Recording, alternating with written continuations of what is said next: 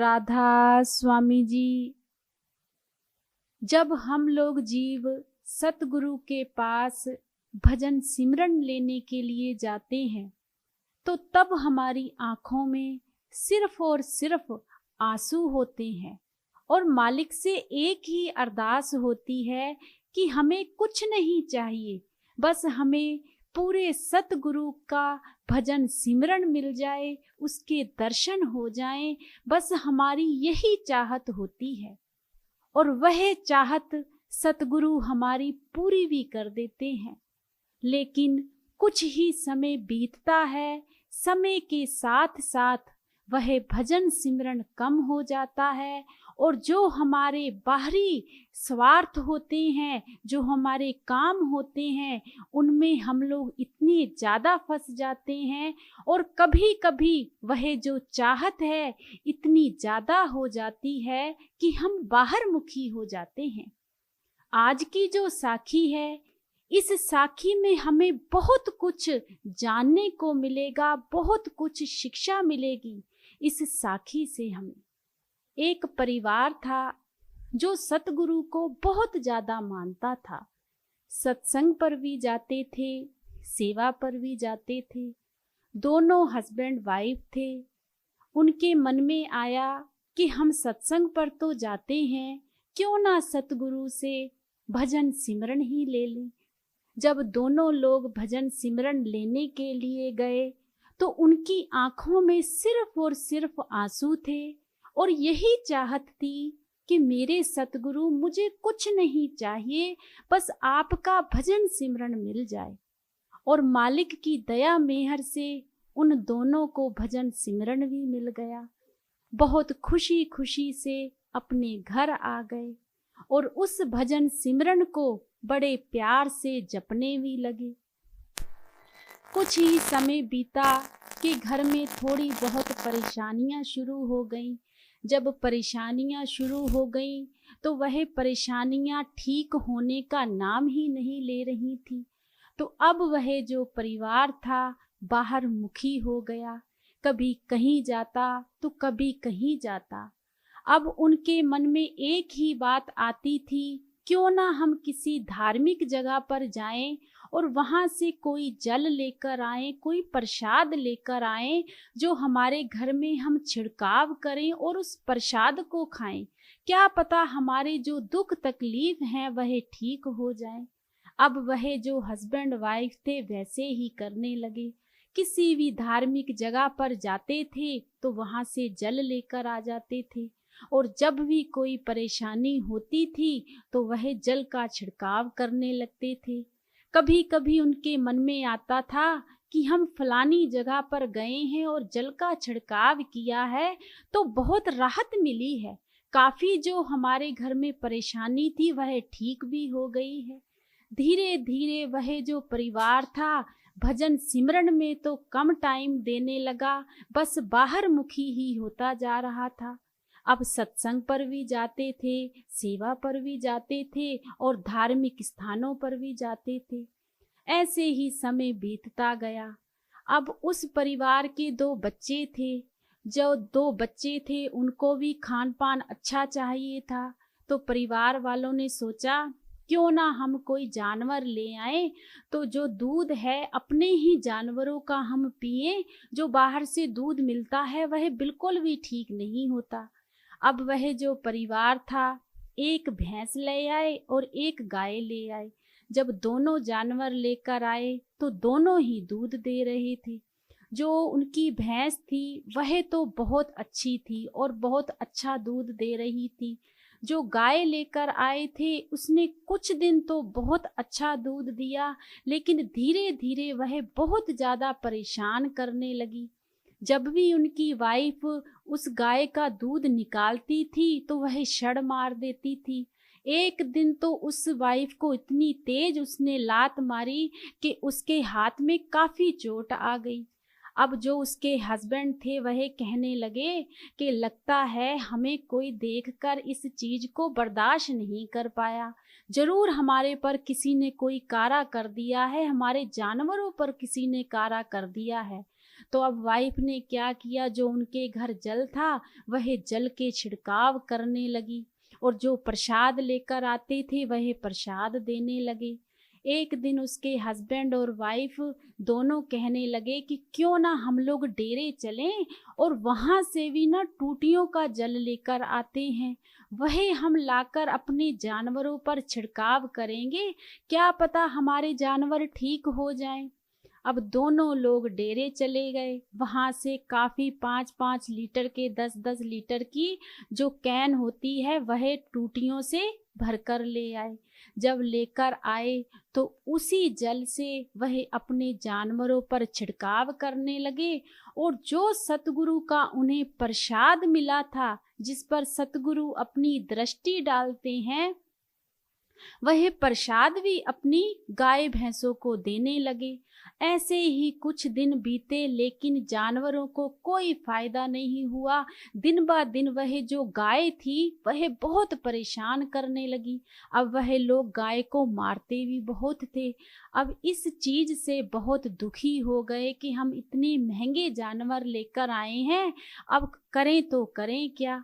एक दिन वह जो भाई था अपने सत्संगी भाई प्रेमी के पास गया और जाकर कहने लगा कि भाई, हम तो बहुत ज़्यादा परेशान हो गए हैं। एक गाय लेकर आए थे, एक भैंस लेकर आए थे, उन्होंने हमें बहुत ज़्यादा दुखी कर दिया है। आकर तुम देखना, क्योंकि तुम्हारे पास भी इतने जानवर हैं तो तुम्हें पता होगा कि कहीं उनको कोई तकलीफ ना हो। तो वह भाई कहने लगा कि भाई डॉक्टर को बुलाओ, मैं कोई डॉक्टर थोड़ी ना हूँ। तो वह जो भाई था कहने लगा कि डॉक्टर को तो हमने दिखाया है, वह डॉक्टर कह रहा है इसे कोई परेशानी है ही नहीं, इसकी आदत है यह, तो अब आदत उसकी कैसे हटे। तो वह भाई कहने लगा कि आप जरूर आना हमारे घर, एक बार देख के आओ। तो वह सत्संगी भाई कहने लगा कि ठीक है, वैसे तो सुबह सुबह मेरे भी जानवर हैं, टाइम नहीं होता, लेकिन मैं आऊँगा जरूर सुबह। तो जब अगली सुबह हुई तो वह सत्संगी भाई उनके घर आया। जब घर आया तो उस सत्संगी भाई ने उस परिवार से कहा कि चलो आप गाय का जो दूध है वह निकालो, मैं देखता हूँ इसे क्या परेशानी है।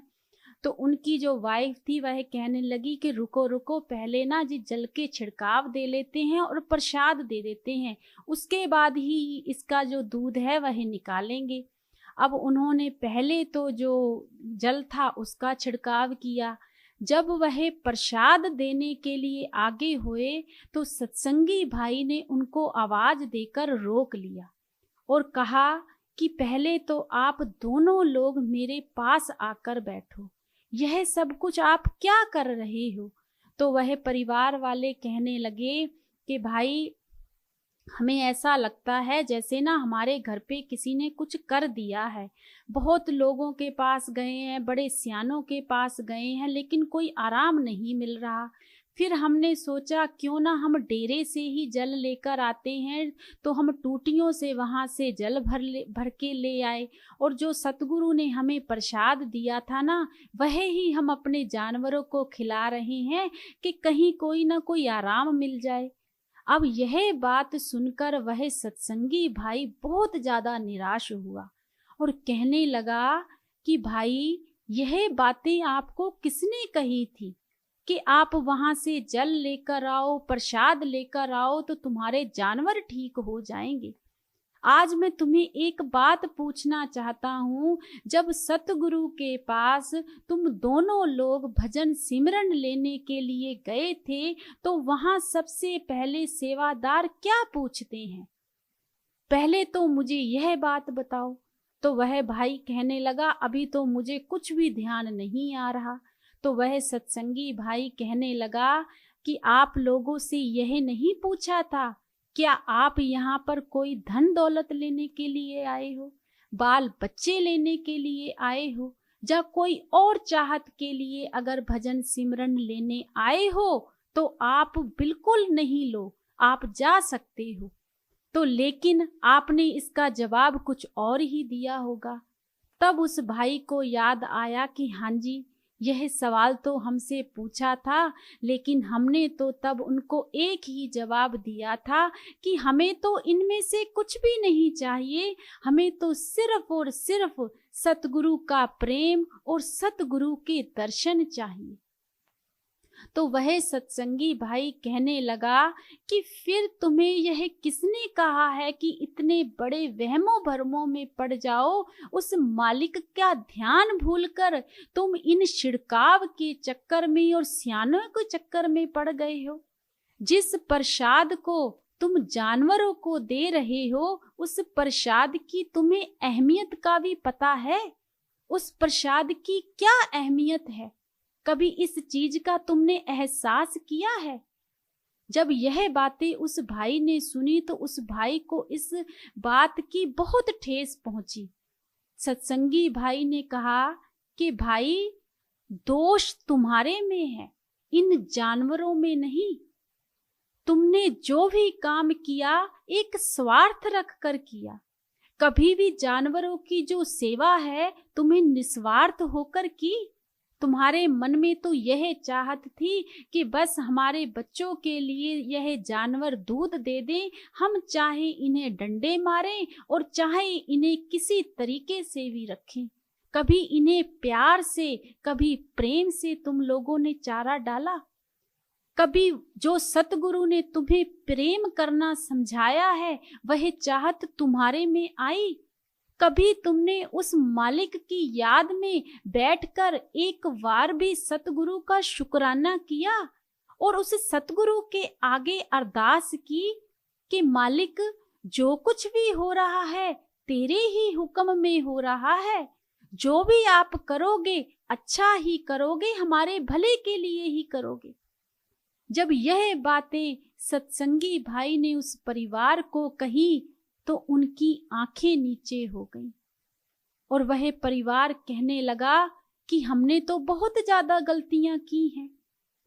इस परिवार की खुशी के लिए तो हम तो बहुत जगह गए हैं। तो वह सत्संगी भाई कहने लगा, यह तुम्हारा प्रेम है ही नहीं भाई।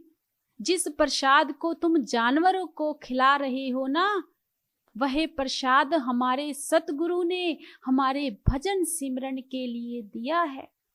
अगर उस प्रसाद के हम 2 दाने भी अपने मुंह में डाल लेंगे ना, तो हमारा तन भी मीठा हो जाएगा, मन भी मीठा हो जाएगा और उस सतगुरु से हमारा प्रेम गहरा हो जाएगा। भाई, इन जानवरों में कोई गलती नहीं है। आज के बाद ना तो यह जल का छिड़काव करोगे और ना ही तुम लोग प्रसाद दोगे। जो भी करना है उस सतगुरु ने करना है। भाई, अगर तुम सच्चे दिल से उस मालिक को मानते हो ना, तो आज से ही अपने भजन सिमरन पर बैठ जाओ और उस सतगुरु से एक ही अर्जी लगाना कि मालिक, जो भी आपने करना है वह आपको पता है, हमें कुछ नहीं पता।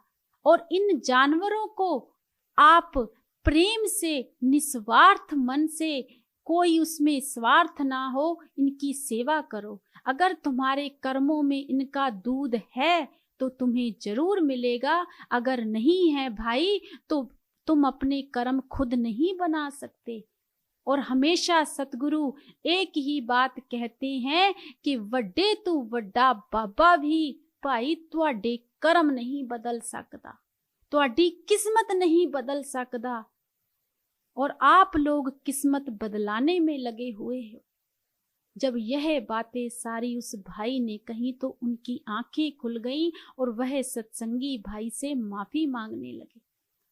तो वह भाई कहने लगा, माफी मुझसे नहीं, माफी अपने सतगुरु से मांगो और इन वहमों भरमों से निकलो। जब यह बातें सुनी तो उसी दिन से उस परिवार ने अपने सतगुरु के आगे माफी मांगी और एक ही अरदास की कि जो तुम्हारा हुक्म होगा मेरे सतगुरु, हम उसी में खुश हैं।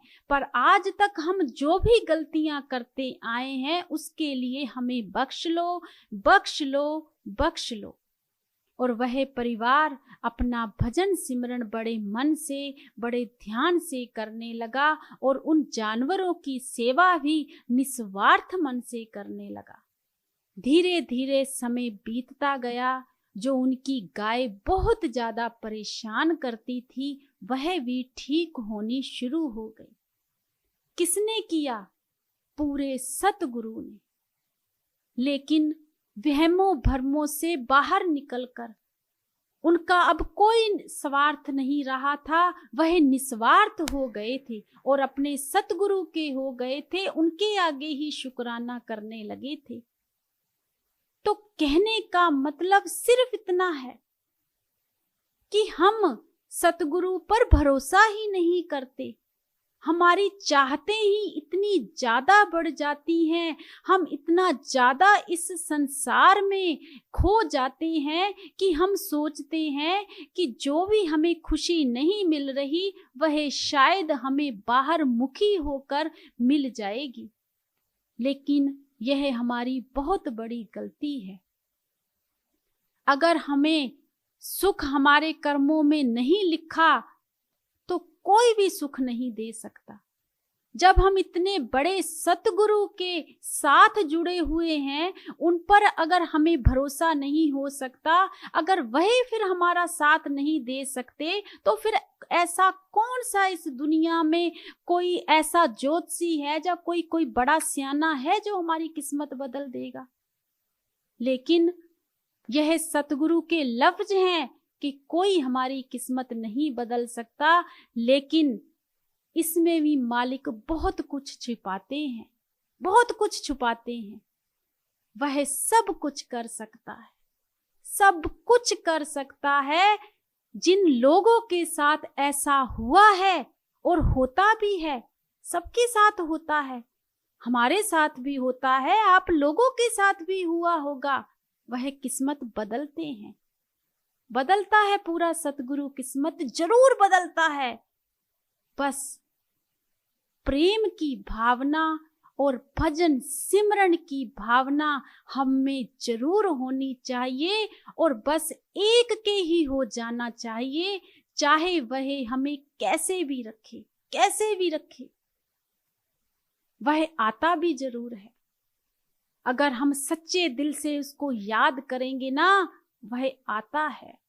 कभी भी अजमा कर देख लेना, अजमा कर जरूर देखना अपने पूरे सतगुरु को, आता है। बस हमारी देखने वाली आंखें चाहिए, आंखें चाहिए। कभी भी हम किसी भी मुसीबत में क्यों ना फंसे हों, चाहे हम बाहर गए हों, कभी भी किसी मुसीबत में फंसे हों, एक बार अपने सतगुरु को याद कर कर देखना, तब हमें एहसास होगा कि वह कोई आम इंसान नहीं है। वह पूरा है, वह पूरा है, वह पूरा है। इस दुनिया में, इस सृष्टि में उस जैसा ना तो आज तक कोई आया है, ना ही कोई आएगा। बस हमारी देखने वाली आंख चाहिए। जिस मन से हम यह कहते हैं कि फलाना सियाना हमारे यह काम कर देगा, एक बार उस मालिक के सामने अरदास कर कर जरूर देखना कि सतगुरु यह काम तेरा है और तू ही करेगा। अगर ना काम हो ना, तब देखना जरूर होता है। सब कुछ कर सकता है, वह कर्णहार है, वह सब कुछ कर सकता है। पर अगर हमारा मन टिकाव करेगा तभी। अगर हम भटकते रह जाएंगे, भ्रमों में रहेंगे, दो राहें पर चलेंगे, तो वह गुरु फिर नहीं सुनता। जैसे एक पिता अपने बच्चों की बड़े मन से सुनता है ना, जो बच्चे उसके कहने में रहते हैं, वह चाहे पिता कैसे भी कमाई कर रहा है, चाहे वह गरीब है तो चाहे वह अमीर है, पर अपने बच्चों की खुशियां जरूर पूरी करता है। पर उन्हीं बच्चों की पूरी करता है जो उसके कहने में है। जैसे पिता और एक पुत्र का रिश्ता होता है, वैसे ही एक सतगुरु का और शिष्य का रिश्ता होता है। जिस दिन हम लोग वैसे बन गए ना, हमें कहीं जाने की जरूरत नहीं है, किसी धागे तवीजों की जरूरत नहीं है, किसी चीज की जरूरत नहीं है, बस अपनी चाहत की जरूरत है। तो हमें अपने सतगुरु पर भरोसा रखना चाहिए, प्रेम रखना चाहिए और पूरा भजन सिमरन पर टाइम देना चाहिए। होता है कई बार हम लोग भजन सिमरन पर नहीं बैठ सकते, जरूरी काम पड़ जाता है, इस चीज को हर कोई मानता है, लेकिन हमारा जो भरोसा है वह नहीं टूटना चाहिए, वह हमेशा हमारा रहना चाहिए। जब हमारा भरोसा एक जगह टिक जाएगा तो सतगुरु जरूर कारज संवारते हैं, जरूर कारज संवारते हैं। राधा स्वामी जी।